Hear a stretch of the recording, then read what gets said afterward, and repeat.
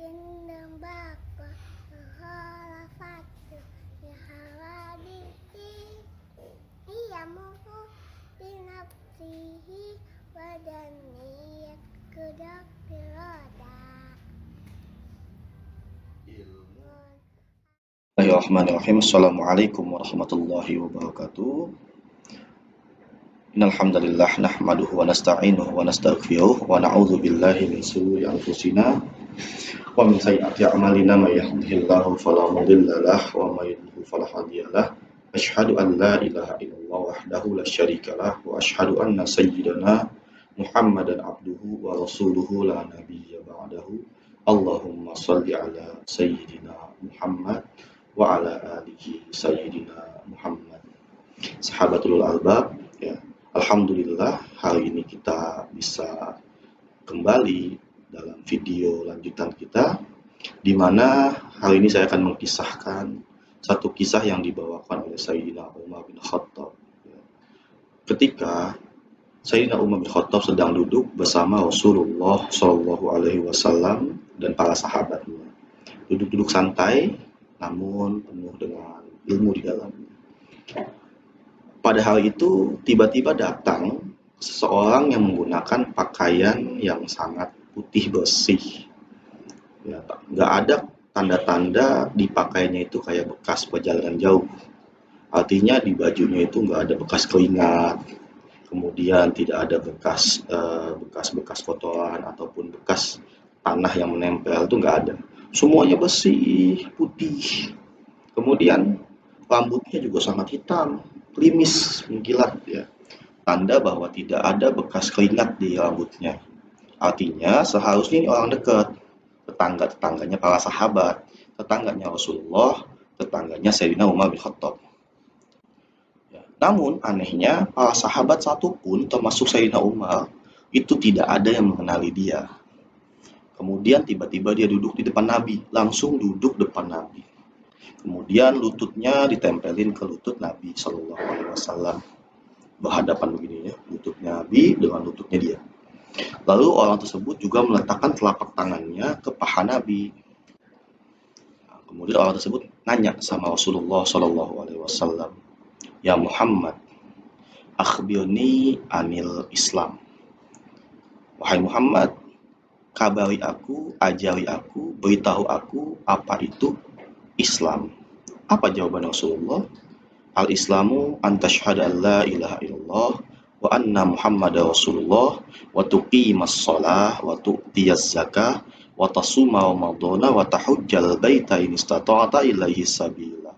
Rasulullah SAW menjawab bahwa Islam itu kalau diperas ya, semua ajarannya yang paling inti itu 5, yaitu syahadat, yang kedua salat, puasa, zakat, dan pergi haji. Dari sini muncul istilah rukun Islam, di mana Islam itu merupakan ranah kita dalam berhubungan, berinteraksi dengan Allah Subhanahu wa Ta'ala dalam bentuk ritual ibadah. Ibadah paling utama setelah kita beriman kepada Allah adalah sholat, kemudian puasa, lalu zakat, dan pergi haji. Sehingga dari hadis tersebut, dari kisah tersebut, para ulama mengkategorikan ilmu Islam masuk ya, ke dalam ilmu syariat, di mana di ilmu syariat ini mempelajari tata cara, teknis, kaifiat kita melaksanakan ibadah kepada Allah. Lalu muncullah ilmu fikih, sehingga bagi umat Islam, ilmu fikih khususnya yang terkait dengan rukun Islam, syaratnya, rukunnya, misalnya syarat sah sholat, rukun sholat, itu merupakan ilmu dasar yang wajib dipelajari oleh semua umat Islam. Agar apa? Agar ibadah kita kepada Allah dilakukan dengan cara yang tepat. Kemudian orang tersebut menjawab jawaban dari Rasulullah. Dia berkata, sodakta, engkau benar. Nah, Sayyidina Umar kaget, terkejut. Kok ada orang nanya ke Nabi, setelah Nabi jawab, malah dia bilang, kamu benar ya Muhammad. Siapa nih orang? Kan gitu. Kemudian gak cukup sampai sana, ternyata orang tersebut kembali bertanya kepada Rasulullah SAW. Akhbirni anil iman. kabari aku tentang apa itu iman. Lalu Rasul jawab, antu'minuna billahi wa malaikatihi wa kutubihi wa rusulihi wa yaumil akhir wa tu'minuna bil qadri khairihi wa syarrihi. Iman itu ranahnya engkau meyakini Allah Subhanahu wa taala. Kemudian engkau meyakini tentang malaikat-malaikat Allah. Kemudian engkau meyakini tentang kitab-kitab Allah. Kemudian engkau meyakini juga tentang Rasul-Rasul Allah dan meyakini hari akhir serta meyakini takdir, qada dan qadar, baik yang engkau rasakan nikmat ataupun yang engkau rasakan baik berupa musibah. Semua harus diimani. Nah, pertanyaannya sekarang, apakah iman cukup? Hanya sebatas lisan pengakuan? Nah, ternyata tidak. Ada ilmunya yang harus dipelajari tentang iman kepada Allah Subhanahu wa taala. Dari sini, para ulama mengkategorikan ilmu tentang keimanan tersebut masuk ke dalam ilmu tauhid, di mana ilmu tauhid membahas ranah iman, ya. Namun, untuk keimanan tersebut ternyata nggak cukup hanya diyakini, melainkan harus mampu dikuatkan dengan argumentasi-argumentasi yang kuat. Lalu muncullah ilmu berikutnya yang disebut dengan ilmu kalam. Jadi ilmu kalam bukanlah ilmu yang muncul belakangan, namun ilmu yang muncul dilandasi dengan isyarat Rasulullah Shallallahu Alaihi Wasallam pada kisah ini. Kemudian, apakah cukup sampai sana? Ternyata tidak. Orang tersebut nanya lagi ke Rasulullah Shallallahu Alaihi Wasallam, ya Muhammad, akhbirni anil ihsan. Beritahu aku apa itu ihsan, tentang ihsan. Lalu Rasulullah menjawab, ihsan itu apa? Anta'budallaha ka'annaka tarahu fa in lam takun tarahu fa innahu yarak. Jawaban Rasulullah, anta'budallaha, engkau ibadah kepada Allah, ka'annaka tarahu, seakan-akan engkau sedang melihat Allah. Artinya saat kita ibadah, kita sholat misalnya, kita benar-benar sedang muwajahah, sedang berhadapan dengan Allah dan kita seolah-olah lagi melihat Allah di sana. Sehingga apa? Sehingga ketika kita sholat, fisik kita melakukan ritual, melakukan gerakan-gerakan sholat, hati kita sedang menghadap Tuhan. Ya. Kemudian kalau nggak bisa juga, fa'in lam takun tarahu, kalau engkau nggak bisa seolah-olah melihat Allah, fa'innahu yarak. Maka yakini ataupun rasakan bahwa Allah sedang mengawasi kita, namanya muraqabah. Saat kita sholat, kita tidak lagi lalai. Saat kita sholat, kita tidak lagi seakan-akan cuma untuk menggugurkan kewajiban. Namun kita sholat karena merasa selalu diawasi oleh Allah Subhanahu wa taala.